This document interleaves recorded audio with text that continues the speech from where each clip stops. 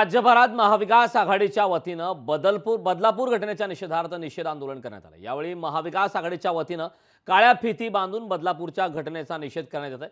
दरम्यान राज्यातील विविध शहरांमध्ये निषेध आंदोलनाला उत्स्फूर्त असा प्रतिसादही पाहायला मिळतो। दृश्य आपण पाहतोय, मुंबईत मातोश्री भवनासमोर उद्धव ठाकरेंसह महाविकास आघाडीच्या पदाधिकाऱ्यांनी निषेध व्यक्त केलेला आहे।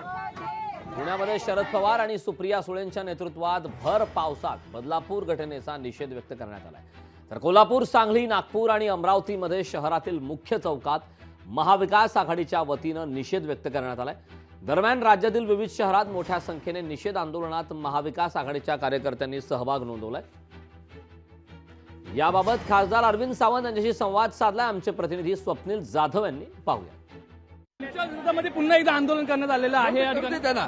त्यांना जरूर चपलांनी महिलांनी माळा घातल्या पाहिजेत, चपलांनी महिलांनी माळा घातल्या पाहिजेत। त्यांना जे आंदोलन करतायत त्यांना लाज वाटते का रे?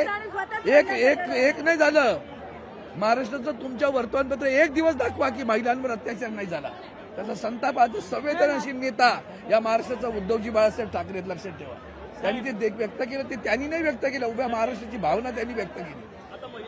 की मुलींना बाहेर काढण्यास भीती वाटते आम्हाला। नक्कीच वाटते।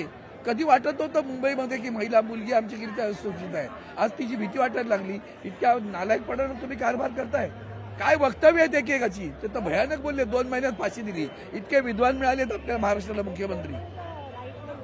आपण बघतो या ठिकाणी अरविंद सावंत यांचा संतप्त एकंदरीत प्रतिक्रिया ही पाहायला मिळते की महिलांवरती जे वक्तव्य करतात त्यातून चीड निर्माण होते, असं एकंदरीत अरविंद सावंत यांनी म्हटलेलं आहे। कॅमेरा पर्सन रोहित कांबळेसह स्वप्नील जाधव, लोकशाही मराठी, मुंबई।